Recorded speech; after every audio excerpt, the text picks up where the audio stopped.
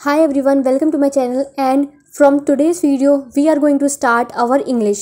So the first slide, the first chapter, a letter to God. So without wasting any more time, let's start. सबसे पहले story की setting को समझ लेते हैं, मतलब स्टोरी कहाँ से बिलोंग करती है।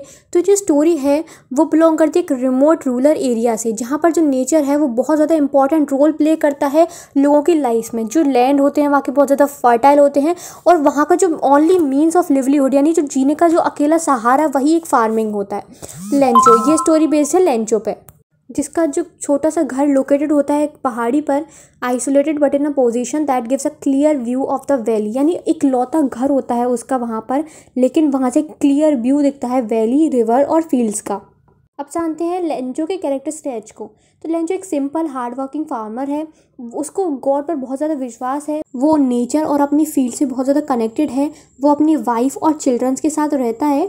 Appear optimistic, hopeful and content until disaster strikes. मतलब कि वो बहुत ज़्यादा होपफुल और कॉन्फिडेंट है अपने फ्यूचर से रिलेटेड, जब तक कि डिसास्टर नहीं आया। आगे देखते हैं अब। Hope for rain. जो वैली थी वो बहुत ज़्यादा हरी भरी और फर्टाइल थी, और रेंजो की जो फील्ड थी वो बहुत अच्छी हुई थी। राइपनिंग कॉर्न, यानी कि जो उसकी खेती थी वो कॉर्न की थी, जो दिखाता था कि उसको बहुत अच्छा हार्वेस्ट होगा। लेंजो ने स्काई को ऑब्जर्व किया और प्रेडिक्ट किया कि रेन आने वाली है। उसने अपनी वाइफ से हैप्पीली कहा कि अब हमको कुछ पानी मिलेगा। This exchange show their trust in god and nature as partners in their survival. तो इनका ये जो एक्सचेंज यानी कि ये जो चीज़ है ये बताता है उसका गॉड पर trust. Rain turns to hello.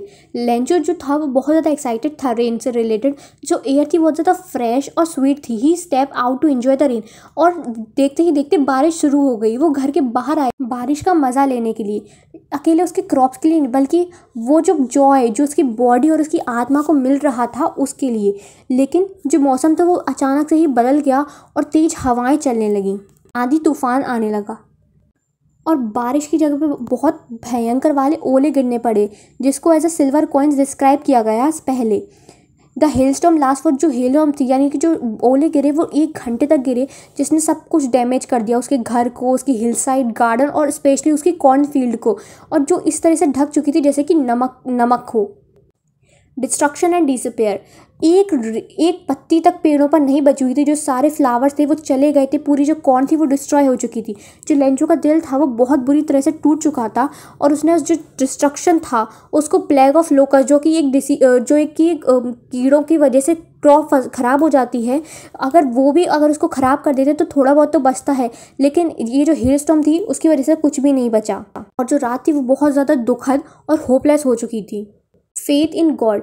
इसके इतने लॉस के बाद भी जो Lencho believes only God can help. Lencho को विश्वास था कि सिर्फ भगवान इसकी मदद कर सकता है, और उसने ये चीज़ कही कि कोई भी भूख के कारण नहीं मरता। No one dies of hunger. उसने अपने आप पर धैर्य रखा और उसका डिटरमाइंड एटीट्यूड उसने डिसाइड किया कि इसी फेथ के दौरान एक एक्शन लिया जाए, और अगले ही संडे उसने प्रे किया और वो चला गया लेटर लिखने गॉड के लिए।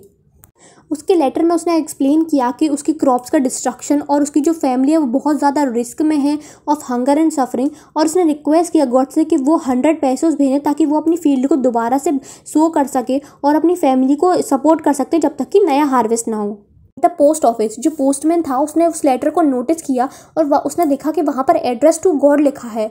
वो हंसा और it seems ridiculous at first, और उसके बाद उसने ये लेटर को पोस्ट मास्टर को दिखाया, जो कि बहुत ज़्यादा शॉक था इतने गहरे फेथ को देखकर, जो लेंचो का अनशेकेबल फेथ था उसको देखकर। और पोस्ट मास्टर ने कहा कि काश ऐसा फेथ उसके अंदर भी होता, और यही दिखाता है एक new subplot of human kindness and quiet heroism को। Postmaster acts of kindness. Postmaster चाहता था कि वो लेंचो का हेट ना हिले, इस वजह से पोस्टमास्टर ने डिसाइड किया कि वो रिप्लाई करेगा एज अ गॉड, लेकिन उसको लगा कि गुडविल एक लिंक से इनफ नहीं है। लेंचो ने मनी के लिए मनी मांगी, इसलिए उसको मनी का इंतज़ाम करना पड़ेगा। तो जो पोस्टमास्टर था उसने अपने एम्प्लॉयज़, फ्रेंड वगैरह से 17 पैसे कलेक्ट किए और उस एनवलप पर साइन करके गॉड का लेंचो को भेज दिए। लेंचो जो था वो बिल्कुल भी सरप्राइज़ नहीं था जब उसने रिप्लाई गॉड की तरफ से देखा। उसे बहुत ज़्यादा कॉन्फिडेंस था कि उसे हेल्प मिलेगी, लेकिन जब उसने मनी काउंट की तो वो बहुत ज़्यादा गुस्सा हो गया। उसे विश्वास था कि गॉड कोई मिस्टेक नहीं कर सकता, और इसलिए उसने पोस्ट ऑफिस के एम्प्लॉयज़ को ही ब्लेम किया कि उन्होंने रेस्ट मनी चुरा लिए। और उसके बाद लेंचो ने एक और लेटर लिखा जिसमें उसने कहा कि उसने 100 पैसोस मांगे थे लेकिन उसको सिर्फ और सिर्फ 70 पैसोस ही मिले। उसने कहा गॉड से कि वो मुझे बाकी के पैसे भी भेजें, लेकिन उसे पोस्ट ऑफिस की द्वारा नहीं भेजे क्योंकि जो पोस्ट ऑफिस के एम्प्लॉयज़ हैं वो बंच ऑफ क्रूक्स यानी कि बदमाशों का झुंड यानी कि झूठे बाज है जिन्होंने उसके पैसे चुरा लिए हैं। यही था हमारा चैप्टर इंग्लिश का first chapter the letter to God. I hope आपको समझ में आ गया हो। अगर आ गया हो तो वीडियो को लाइक सब्सक्राइब और शेयर कर देना ताकि आने वाली वीडियोस की नोटिफिकेशन को आप मिस ना कर सको। तो मिलते हैं अपनी नेक्स्ट वीडियो में, तब तक के लिए take care, bye bye, thanks for watching.